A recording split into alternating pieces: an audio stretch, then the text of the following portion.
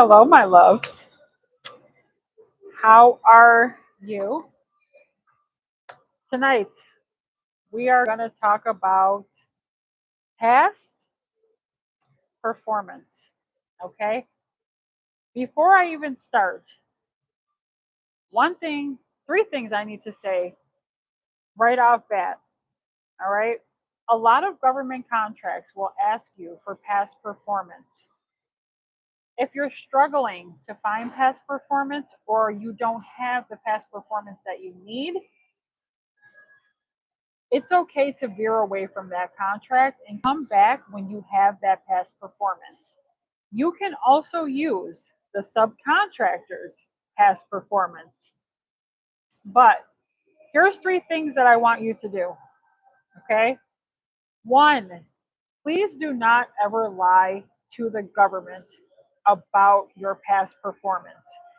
If you are to fill out a spreadsheet or a feedback past performance sheet and you put customers on that paperwork, I can guarantee you 100% the government is going to reach out to those clients.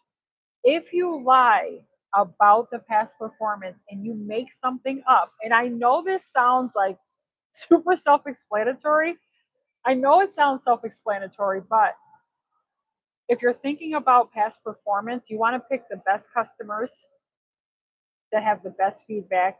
Don't lie to the government and make something up because they are going to call your past performance clients.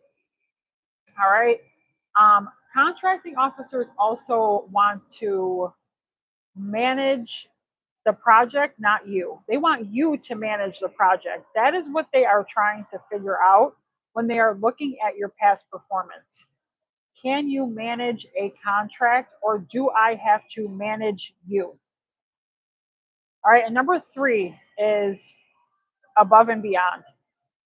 Going above and beyond with past performance is extremely important, right? So I miss you all very much.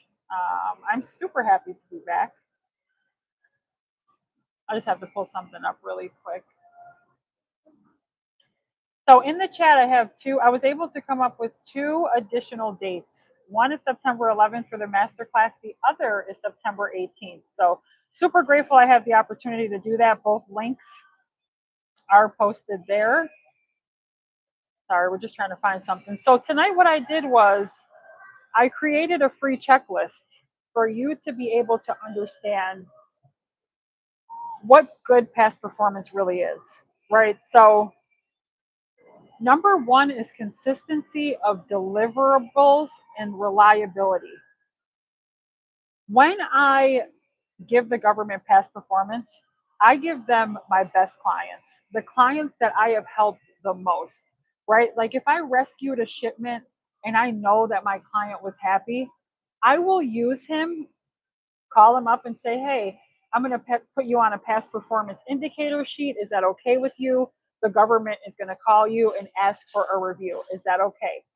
Right? You want to make sure you're clearing the air first. You just don't want to pick your best client and then from there they have no idea that the government's going to call them. So make sure you're giving your clients a head up that you're putting them on past performance indicators or spreadsheets for upcoming work, because when they get a call from the government, they're going to be sidetracked like, wait, what?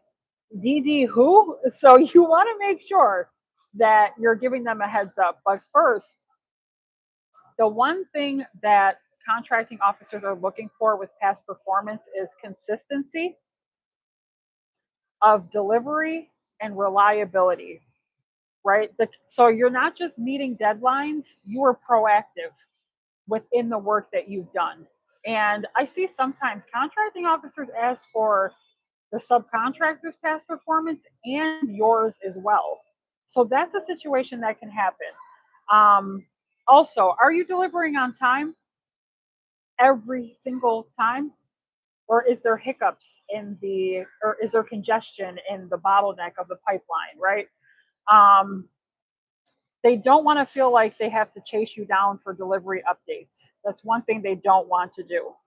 right? So another thing is zero excuses and only solutions.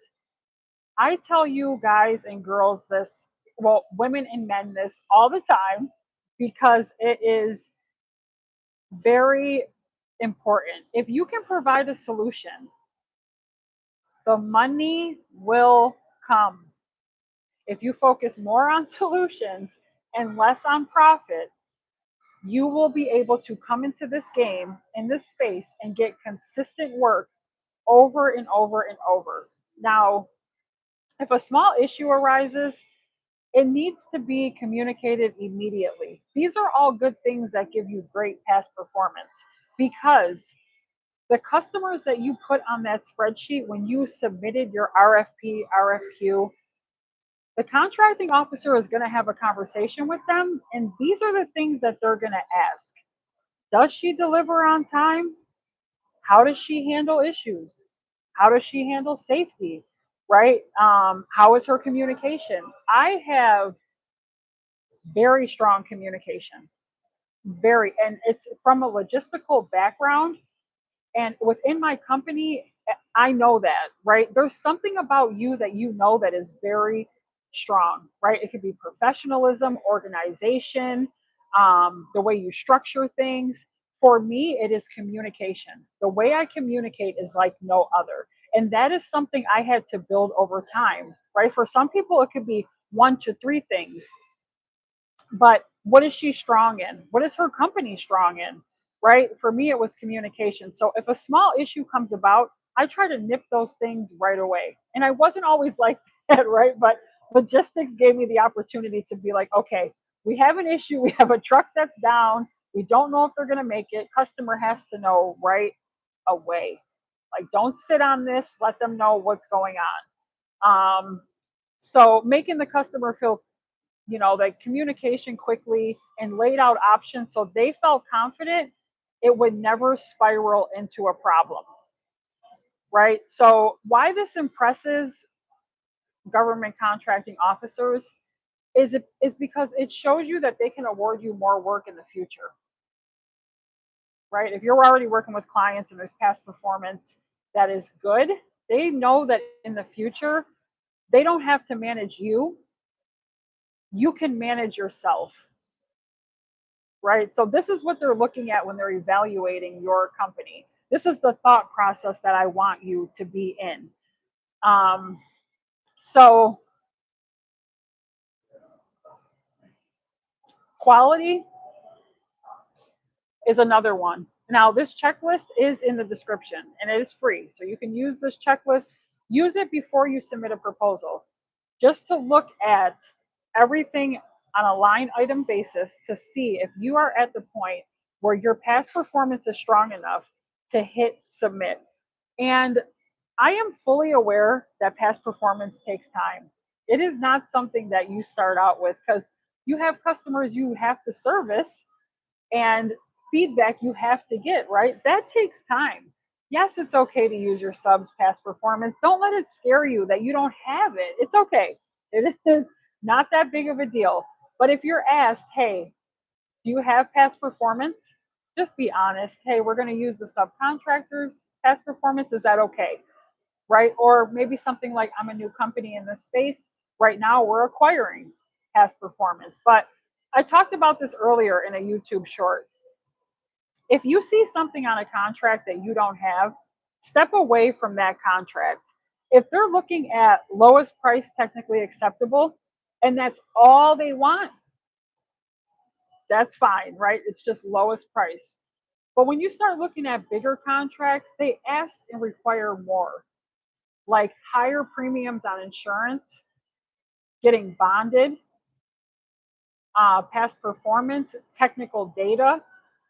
All of those things take time to acquire, and you are only human, right?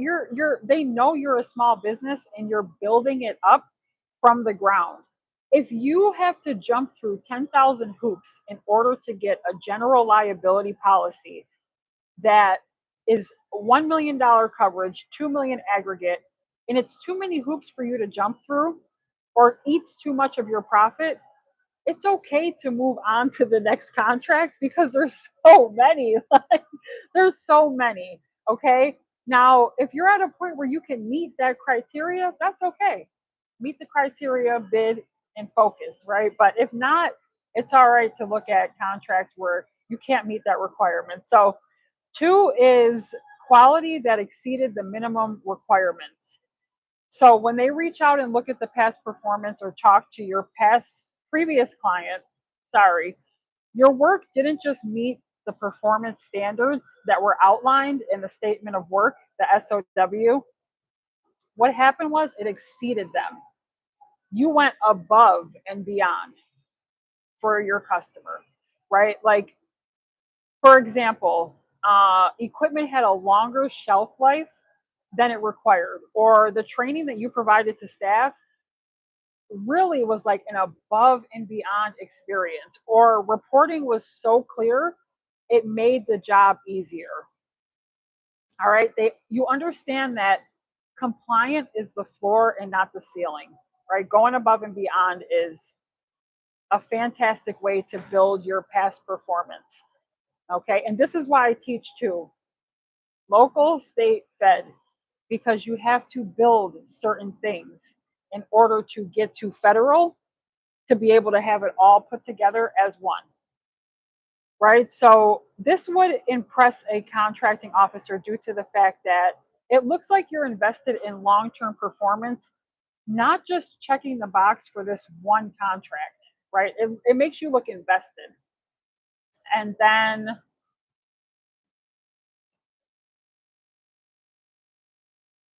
hmm, number three is professionalism and partnerships. And I think this is my favorite one because this is another one of my strong suits is building relationships.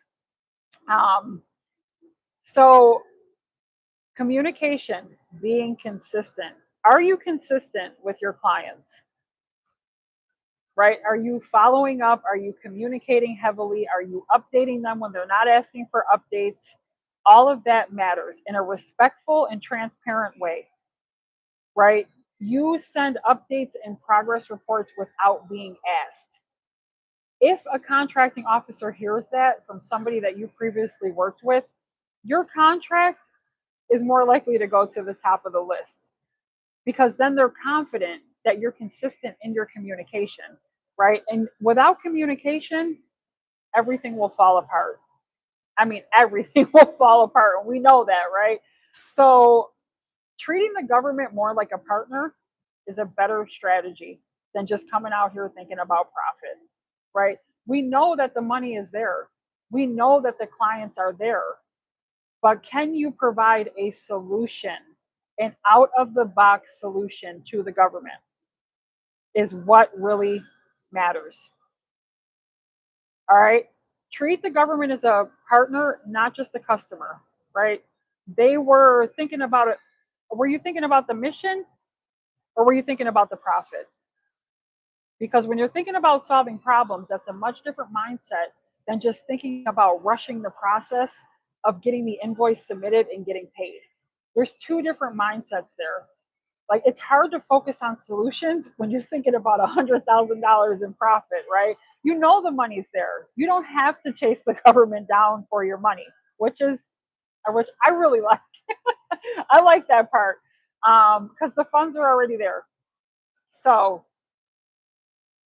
your team is another one. Now, I am working on currently building a team, and I am so blessed because a lot of people have been sharing their journeys with me, and I am so grateful because I feel like a lot of the people that I have met from the Kizzy interview that I was on are slowly, like, and beautifully and graciously becoming part of my team, right? There's people who say, well, how can I help you with this? Like, how can I step in and partner or collaborate with you? Like, that is something that is so beautiful, right? And Kizzy Parks was able to do that for me. So I don't have a team, but the one that I am currently building is gonna be fantastic. It's gonna be this big beautiful thing that blossoms, and in the end, projects are gonna become more beautiful and easier to handle based off of the way people approach me with their stories, asking me if I need help. I mean, you guys have been fantastic all the way around, but your key personnel and your team need to be stable and highly responsive. Because if you're responsive and you have good communication, but your team kind of lacks that aspect of things, there's going to be a struggle. There's going to be a struggle, right? If you have somebody who's working on, you're managing the project, but the person who's processing invoices and is working on the POs is kind of lagging, you don't ever want that. Invoicing and POs, you need to be on top of that because that's how you get paid. That's how the money hits the account. That's how the profit margin comes in. So if you're managing the KPIs and the management of the project over here and you're doing phenomenal, but the person who is working on invoices and POs is really dropping the ball, that is not good.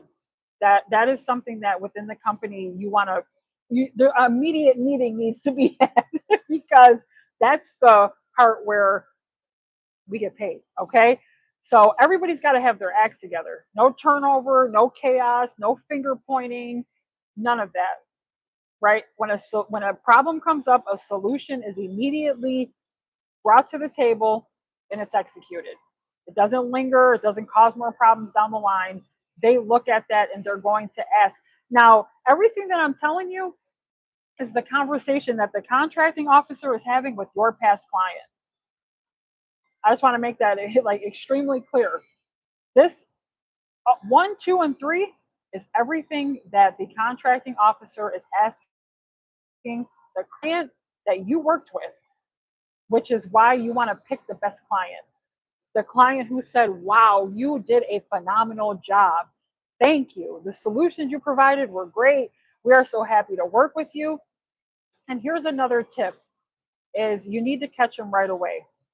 When your client is happy and excited, you need to catch that immediately.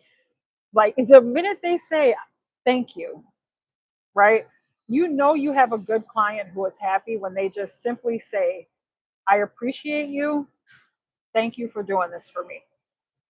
That is huge. And it's so simple, but yet it's so overlooked. A simple thank you means a lot.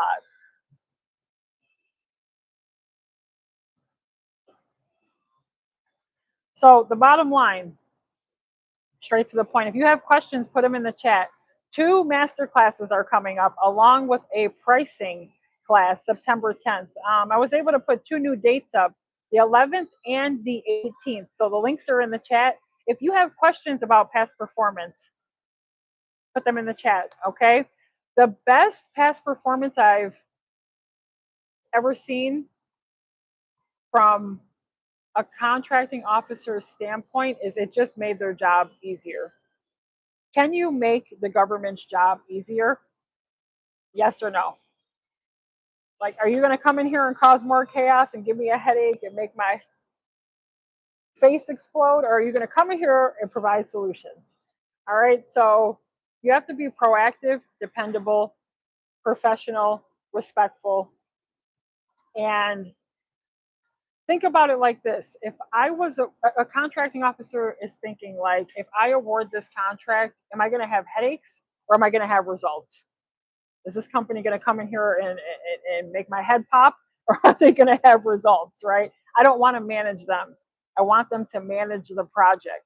And the minute you do that, your foot is in the door and then you expand more, right? Because once a contracting officer hears that you can do all of these things, then you come in and you do exactly that and perform exactly what that previous client told them you could do. And then you do it, you're you're going places. Like you are so close to the golden egg. You see this? I was looking in my drawer today and I put this in my pocket. I put this in my pocket. It's you know how you get those vision boards and they come with all those cards, right? My vision board is overpacked. Like there's so much good stuff on there. But I was looking through the cards and I found a golden egg. I don't know. I'm like big on this manifesting thing. I put it in my pocket and that's where it's gonna stay. Like as I said golden egg, I just remembered that it was in there. So I created you a checklist. right? It's in the description. Use that checklist when you're about to submit a contract. If a contract is asking for past performance, use that checklist. It's free, it's downloadable, it's in the description because it'll be a little bit more easier for you to understand what they're really looking for in this situation. So I think my biggest thing too is don't lie, right? Even if you don't have past performance with the government, think about a time when you had a client in your company, whether you're a landscaper, painter, provide solutions, whatever it may be.